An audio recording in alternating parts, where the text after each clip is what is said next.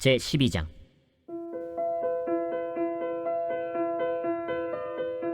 여호와께서 나단을 다윗에게 보내시니 그가 다윗에게 가서 그에게 이르되, 한 성읍에 두 사람이 있는데 한 사람은 부하고 한 사람은 가난하니 그 부한 사람은 양과 소가 심히 많으나 가난한 사람은 아무것도 없고 자기가 사서 기르는 작은 암양 새끼 한 마리뿐이라.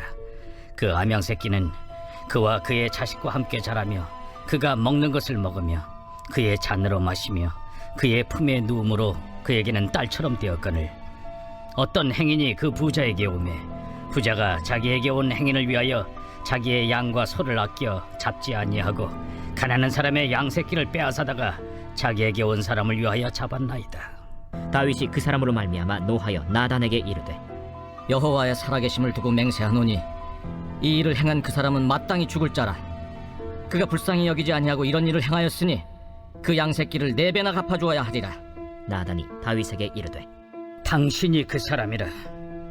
이스라엘의 하나님 여호와께서 이와 같이 이르시기를 내가 너를 이스라엘 왕으로 기름 붓기 위하여 너를 사울의 손에서 구원하고 내 주인의 집을 내게 주고 내 주인의 아내들을 네 품에 두고 이스라엘과 유다 족속을 내게 맡겼느니라. 만일 그것이 부족하였을 것 같으면 내가 네게 이것저것을 더 주었으리라. 그러한데 어찌하여 내가 여호와의 말씀을 업신여기고 나보기에 악을 행하였느냐.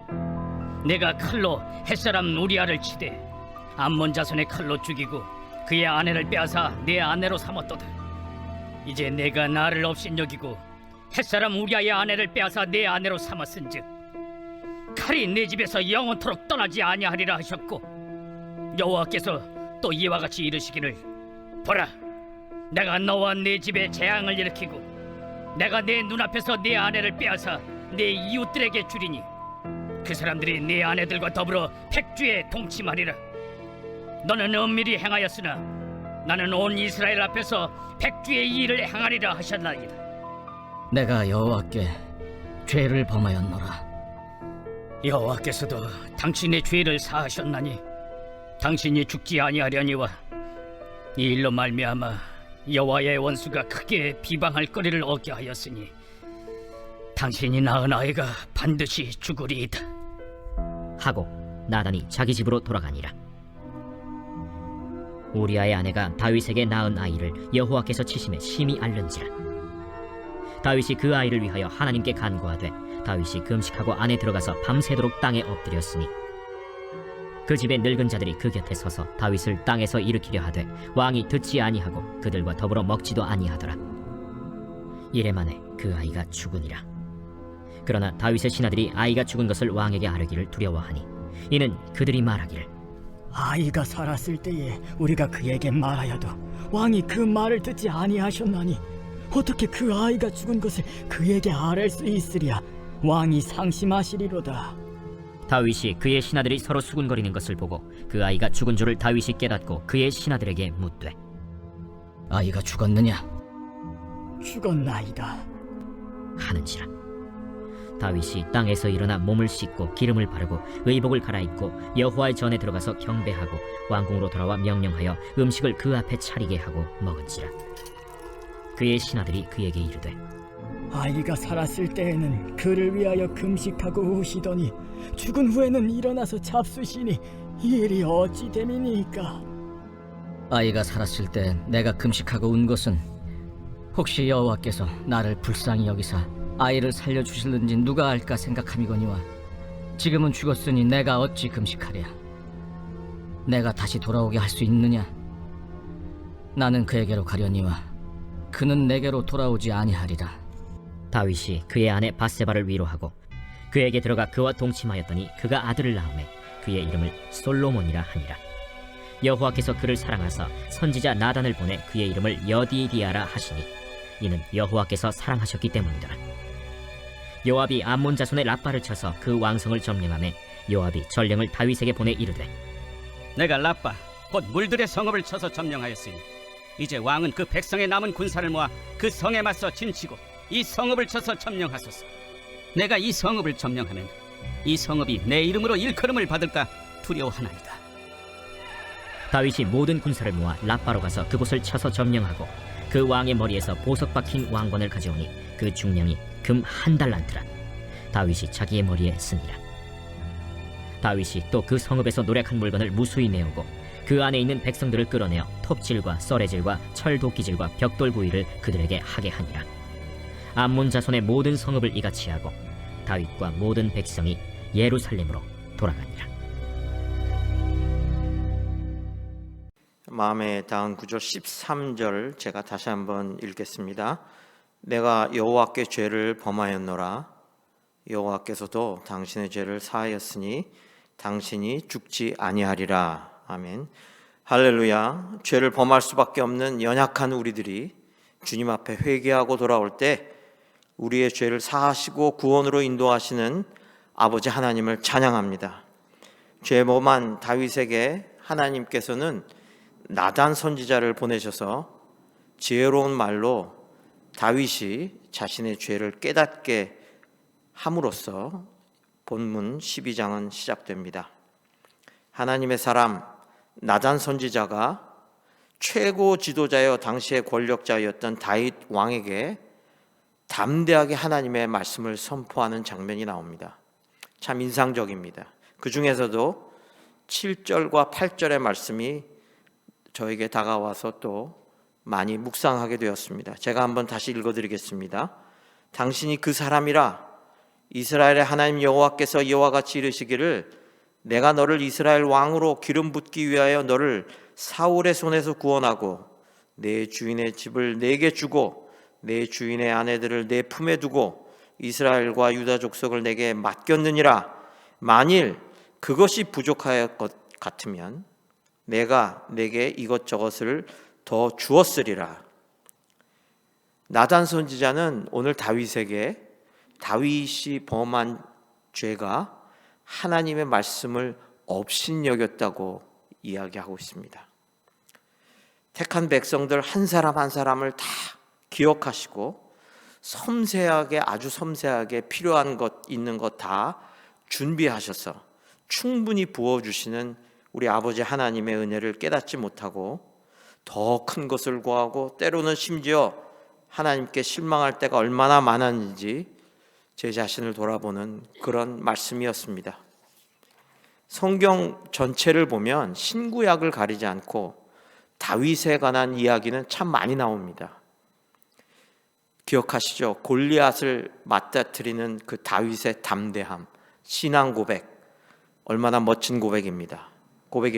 그러나 저는 그 고백보다도 사실 오늘 12장에서 나오는 이 다윗이 회개하는 고백이야말로 다윗이 하나님 앞에 보여준 믿음의 정수, 엑기스라고 생각을 합니다. 정말로 위대한 신앙인의 모습이요, 하나님께서 얼마나 기뻐하시는 그런 성도들의 모습인지 모릅니다. 왜냐하면 우리 모두가 다윗과 같은 그런 연약한 존재라고 생각했기 때문입니다. 다윗은 모든 것을 다 얻을 수 있었습니다. 하고 싶은 것을 다 할 수 있었습니다.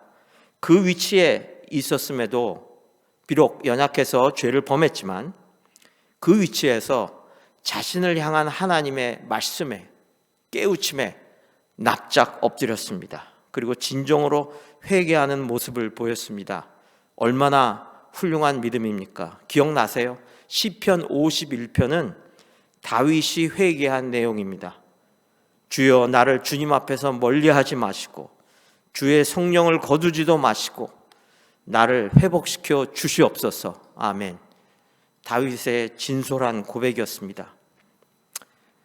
비록 다윗은 진정으로 하나님 앞에 회개를 했지만 그가 지은 죄로 인해서 다윗은 죄의 대가를 지불해야만 했습니다. 안타깝습니다. 그 대가는 결코 쉽지 않았음을 저희는 잘 압니다. 밧세바와 동치마에서 생겼던 아이가 바로 죽은 것을 시작해서 사무엘하 21장까지 다윗의 고난은 계속됩니다. 그럼에도 불구하고 저희는 그 다윗이 담대하게 하나님의 진노를 받아들이고 순종하는 것을 보고 있습니다. 이것이 진정한 믿음을 가진 크리스찬들의 모습이라고 생각합니다. 진정하게 우리가 주님을 따르는 성도들로서 특히 내 앞에 고난이 다가올 때 더욱더 주님만을 바라보고 하나님의 말씀에 순종해야 할 것입니다. 예수님이 말씀하셨습니다. 어려움이 닥칠 때마다 모든 것이 우리의 죄 때문은 아니라는 것 분명히 말씀하셨죠. 무엇 때문에 우리가 고난을 받고 있는지 알 수 있는 방법이 없습니다. 왜냐? 하나님만이 오직 알고 계시기 때문이죠. 그래서 저희 성도들이 어려움을 당할 때마다 나의 죄 때문인가? 라고 자책해서는 안 됩니다. 그러나 시련을 당할 때, 시련을 만났을 때 우리는 하나님과 나와의 관계를 다시 돌아보면서 깊이 묵상하는 시간을 가져야 한다고 저는 생각합니다. 그리고 그 겪는 시련을 담대히 견디면서 주님만 바라보는 믿음을 가지게 되시기를 간절히 소망합니다. 사실 이렇게 말씀드리는 저 자신도 잘 못합니다. 이 말이 얼마나 어렵다는 것을 알기에 성도님들한테 말씀드리기 참 송구스럽습니다. 그러나 한 걸음 한 걸음 우리 주님만 바라보고 그분의 섭리를 인정하고 또 앞으로 나아가는 것이 우리 믿음의 여정 아니겠습니까? 우리 모두 서로 중보하면서 힘을 내서 이겨나가십시다. 하나님께서는 죄 자체는 그냥 절대로 지나치지 않으십니다. 그러나 죄에 범한 우리들의 연약한 모습을 긍휼히 여기시고 우리를 죄에서 건지시고 사망에서 우리를 구원하시며 우리와 늘 동행하시기를 원하시는 분이심을 믿어야 합니다. 오직 하나, 우리는 나의 죄를 자백하고 회개하며 나의 죄 때문에 십자가에서 돌아가시고 3일 만에 부활하신 예수 그리스도를 믿기만 하면 됩니다. 할렐루야. 오늘 나눔의 시간을 마무리하면서 저는 고백합니다. 우리 모두 연약합니다. 그래서 우리는 죄를 짓고 살 수밖에 없습니다. 그러나 우리는 지은 죄를 고백해야 합니다. 혹시 두려워서, 하나님의 심판이 두려워서 하나님 앞에 다가가기 힘드신가요? 아니면 내 죄가 그리 대수롭지 않다고 생각하시는 분들도 있으신가요? 또는 행여나 주님이 이런 것까지 알고 계실까? 라고 착각하고 계시는 아니신지요? 이런 모든 헛된 생각들을 우리 마음에서 깨끗이 씻어내야 합니다. 그리고 우리가 죄를 고백하고 회개했을 때 하나님께서는 우리를 절대 정죄하지 않으시고 영원히 멸하지 않으시고 구원을 주신다는 확신을 우리 마음속에 꽉 채우시기를 간절히 소망합니다.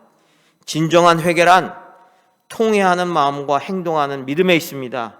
더 이상 같은 죄를 짓지 않도록 우리 기도하며 새로운 삶을 살기 위해서 성령님의 간절히 도우심을 간구하십시다. 오늘 이 시간 예수 그리스도께서 십자가에 돌아가신 보혈, 그 보혈의 은혜로 우리가 다시는 죄에게 종노릇하지 않고 자유케 만드시는 예수 그리스도를 감격적으로 만나시는 새벽이 되시기를 간절히 소망합니다. 오늘 기도하시겠습니다. 오늘은 화요일입니다. 화요일은 한국의 유일순 목사님, 그리고 성경 번역 선교회의 박교섭 조선양 선교사님, 그리고 또한 세계 선교를 위해 우리 함께 기도하시겠습니다. 그리고 사랑하고 섬기는 본교회를 위해서 기도해 주시기 바랍니다. 우리 모든 성도님들이 영육간에 매일매일 강건하게 하게 도와주시옵소서 기도드리시고, 또 담임 목사님을 비롯한 교육자들과 교회 리더십, 숨어서 헌신하고 수고하는 모든 성도님들 한 사람 한 사람 주님 돌보아 주시옵소서 기도하시는 오늘 새벽 되시길 원합니다. 다 같이 주여 부르시고 기도하시겠습니다. 주여.